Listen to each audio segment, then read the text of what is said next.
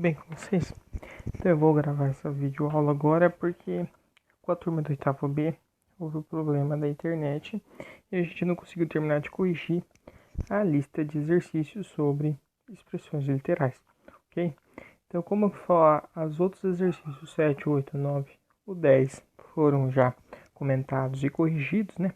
Ficou vago então a número 11 e a número 12, tá bom? Nessa aula eu pretendo justamente corrigir e fazer alguns comentários, tá? Mas isso não impede que na próxima videoconferência a gente continue tirando dúvidas, tá bom?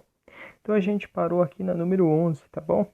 Enquanto vocês vão se organizando e pegando lápis, caneta, tá? Eu vou desenhar as figuras aqui no meu quadro. Temos a figura A, temos a figura B. Voltando aqui, eu já copiei tudo em relação à questão número 11, tá bom? As informações. Então, observe o seguinte, a gente tem duas figuras, figura A e B, cujas dimensões do retângulo A é de lado 6 e 2G, e a outra figura B, tá? Cujos lados que não aparecem ali em questão, tá? Não aparece, mas esse lado aqui mede 6 também, tá bom? Então, ele tem um lado medido 3H e 6. Beleza? Então, na nossa número 11 aqui, a gente observa o seguinte no enunciado. Sabendo que G e H têm medidas inteiras, quais são essas medidas para que a área a seguir seja de 48 unidades, tá bom? Então, essa é a figura dada, eu escrevi aqui no meu quadro, tá? Então, a gente tem uma figura A, que ela tem medida um retângulo de lado 6 e o outro lado 2G, e uma outra figura, um outro retângulo B, cujos lados são 6, que eu coloquei em vermelho porque não aparece, mas lembre sempre que é a mesma medida do lado oposto no retângulo, e a outra medida é de 3H, tá bom? E a outra informação que ele dá é que a área dessa figura é 48 unidades, tá bom? Eu já falei aqui. Então a gente vai descobrir, na verdade, com essa questão, qual que é o valor de G e H para que isso aconteça, tá bom? Primeiro passo, a gente vai ter que calcular a área dessa figura, tá? Eu vou fazer direto. Então vamos lá. A área da figura A vai ser comprimento vezes largura, base vezes altura, tá? Os dois multiplicam os dois lados. Vezes 2G. Mais 6 vezes 3H, tá bom? Então essa daqui é a área da figura A. E essa daqui é a área da figura B, tá bom? Então a área total vai ser justamente essa que vai ser a soma de tudo. Então a área vai ser 6 vezes 2G é 12G. Mais 6 vezes 3H, 18H, tá bom? Anotem aí, tá bom? Anotem aí que eu vou apagar o quadro, tá bom? Então a área que a gente chegou é justamente que a área dessa figura, pela junção da figura A com a figura B, é 12G mais 18H. Como o A aqui é 48, ou seja, a gente vai montar uma equação. No lugar desse A, a gente vai substituir por 48. Então a gente ganha a seguinte equação: 48 é igual a 12G mais 18H. Então agora a gente vai trabalhar com essa equação, tá bom, pessoal? Eu apaguei o nosso quadro, só coloquei em destaques daqui, tá? Caso fique alguma dúvida, eu volto um pouquinho no vídeo, tá bom? Então a gente tem essa equação aqui. O que a gente vai fazer? Trabalhar com essa equação aqui, ela é muito grande, 48, 12G mais 18H. Lembra que uma equação é uma balança. Tudo que eu faço de um lado, eu faço do outro. E observe o seguinte, que todos os números que aparecem, o 48, o 12 e o 18, eles são pares, tá? Então a gente pode simplificar isso. Observe que, por exemplo, todos dão para dividir por 2. 48 é divisível por 2, o 12 e o 18 também é. Mas a gente pode aumentar, a gente pode chegar no máximo até o 6. Eu acabei de observar que todos aqui são divisíveis por 6, o 48, o 12 e o 18. O que eu vou fazer? Eu vou dividir essa minha equação. Quando eu falo em dividir, eu vou multiplicar por 1/6. Então 1/6, 48, 1 sexto 12G mais, deixa eu apagar aqui, mais 18H.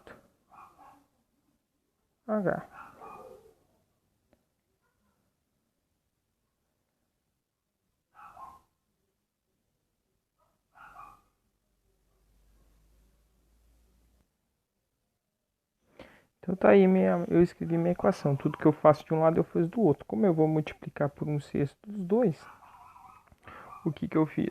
Eu vou multiplicar por 1 sexto ambos os lados, tá bom? Então vamos continuar. Quando a gente fala em multiplicar por 1 sexto, o que eu vou fazer? 1 sexto aqui, como é uma multiplicação de fração, multiplica numerador com numerador. 1 vezes 48, dividido por 1 vezes 6. Isso é igual. Aqui a gente vai ter que aplicar uma regrinha da distribuição, tá? Da multiplicação em relação à soma. Então aqui com esse e com esse, tá bom? Então o que vai ficar? Eu vou fazer 1 sexto vezes 2G. Aqui não aparece nada, é 1. Aqui não aparece nada, é 1. Então vai ficar 2G dividido por 6 mais 18H dividido por 6, tá bom? Então observe que acabou voltando em dividir tudo do lado. Então quando a gente fala em dividir, na verdade a gente multiplica por 1 sexto. Beleza, pessoal? Vamos simplificar. Continuando a correção, tá? A gente parou aqui. Então 48 dividido por 6 é 8, tá? Lembre, tabuada do 6 ou a tabuada do 8, tá bom? 12G dividido por 6. Eu observo que dá para dividir por 6. Ambos os lados fica 2G. E 18 dividido por 3 é 3. 3 o quê? 3H, beleza? Agora a gente parou aqui. Agora a gente vai continuar lendo aqui, ó, o nosso texto, tá? A gente chegou naquela expressão ali. Devagarinho vou melhorando minha letra, tá, pessoal? Então, agora observe o seguinte. Quais são essas medidas? Observe o seguinte.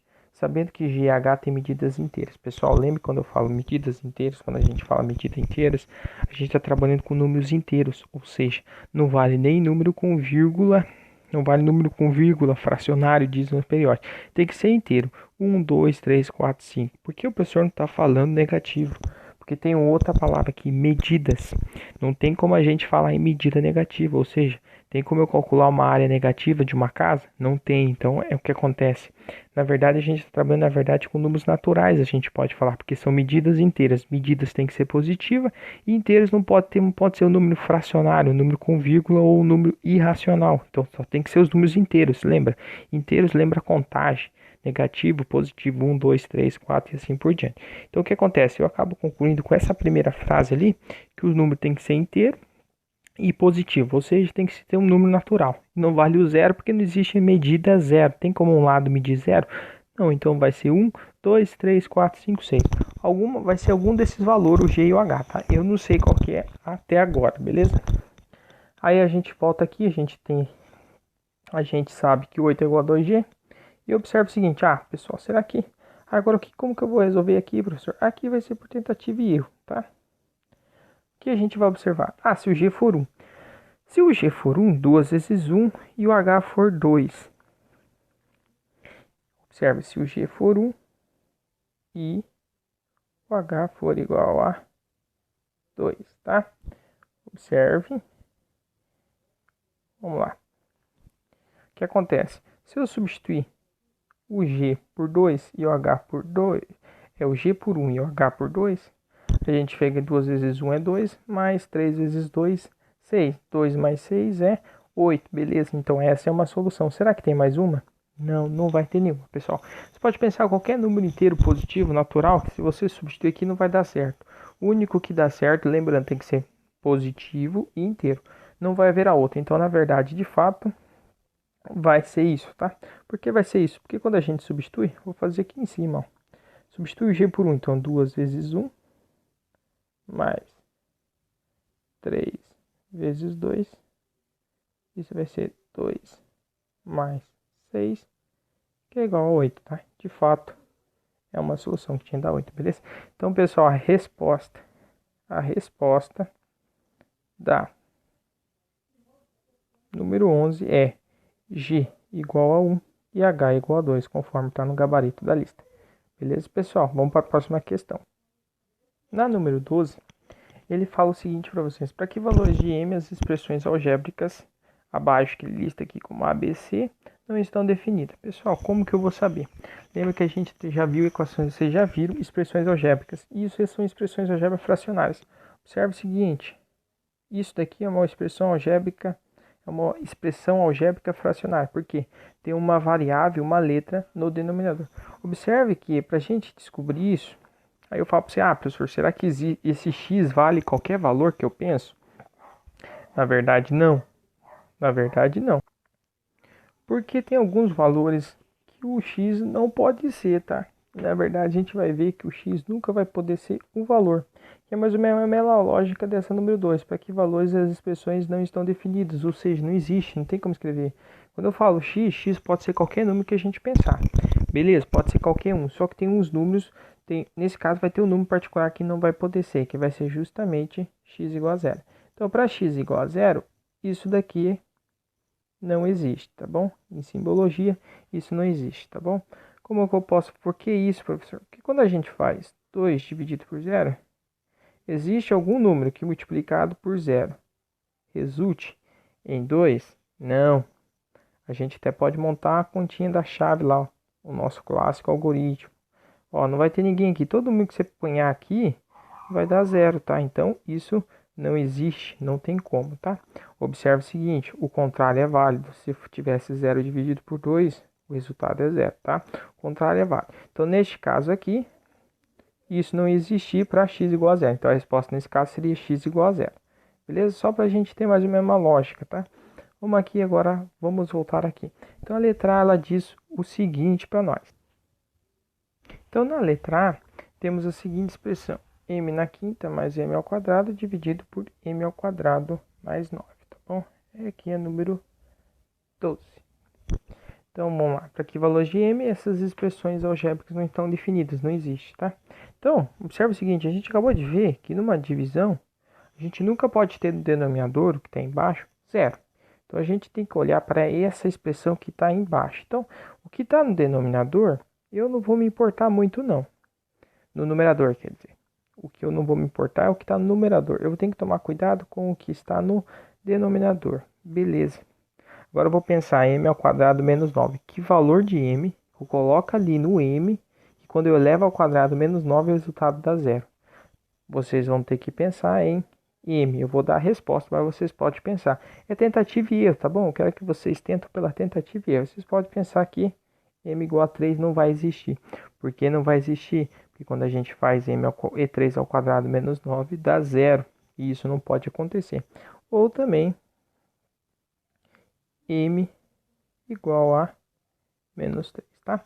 Qualquer um desses dois valores que você colocar, você vai ver que o denominador dá 0. M igual a 3 ou m igual a menos 3. Mas por que? Como que o professor afirma isso? É só você substituir. Vamos lá. Se a gente substituir, vou apagar aqui. Vou apagar aqui rapidinho só para a gente fazer a prova, tá? Então, eu só estou me interessado com o denominador. Ó. Quando eu coloco m ao quadrado, no caso 3. 3 ao quadrado menos 9. Isso é 9 menos 9. E isso dá 0. Se eu coloco menos 3 quadrado menos 9. Isso também dá 9 menos 9 igual a 0. Lembra que aqui fica positivo, porque o expoente que aparece aqui em cima é par, o 2 é par. Então, isso torna o número positivo, tá? Se fosse ímpar, continuar negativo. Por isso que fica mais 9, apenas 9, tá bom? Então, a resposta aqui, neste caso, para que valores de m não existe, m igual a 3 ou m igual a menos 3. Vamos para a próxima questão. Coloquei aqui o enunciado abertinho de novo. A gente tem que tomar cuidado com o denominador. Qual que é a expressão que aparece no denominador?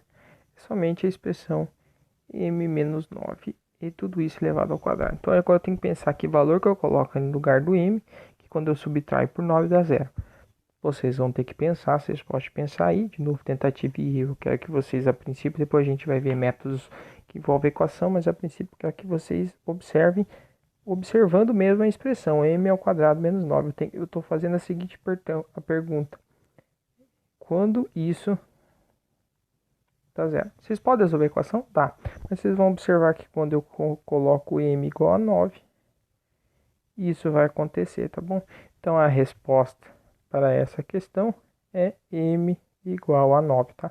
Para m igual a 9, essa expressão não está definida, ela não existe. Por quê? Porque quando a gente substitui lá, ó, 9 no lugar do m, menos 9 elevado ao quadrado. Isso dá zero ao quadrado e isso é o próprio zero, tá bom? Então a resposta neste caso é m igual a 9, tá bom? Vamos para a letra C do número 12. De novo, a expressão é dada m na quinta mais m na quarta dividido por m mais 9, tudo isso elevado ao quadrado, tá? Conforme está aí, vocês estão observando, tá? De novo, eu tenho que fazer a seguinte pergunta. Quando o denominador, ou seja, m mais 9 ao quadrado, isso é igual a zero, tá? De novo, eu estou olhando para o denominador, porque é uma fração, tá? A equação fracionária tem que tomar cuidado quando o denominador dá zero. Isso não pode acontecer, tá bom? Então vamos lá. Para que valor de m, quando eu substituo ali, isso dá zero? Vocês vão ter que pensar, eu quero por tentativa e erro, conforme eu disse, mais para frente veremos métodos equacionários, vocês vão perceber que para m igual a 9, isso dá zero, tá? Então a resposta neste caso é m igual a 9. Por quê? Porque quando a gente substitui o m por 9, menos 9 mais 9, e isso elevado ao quadrado, isso dá zero ao quadrado, que é o próprio zero. Beleza, pessoal? Então essa aqui foi a nossa videoaula para a gente terminar a nossa lista de exercícios de correção, tá? Mas qualquer dúvida, na próxima videoconferência a gente conversa e tira mais dúvidas. Beleza, pessoal? Até mais.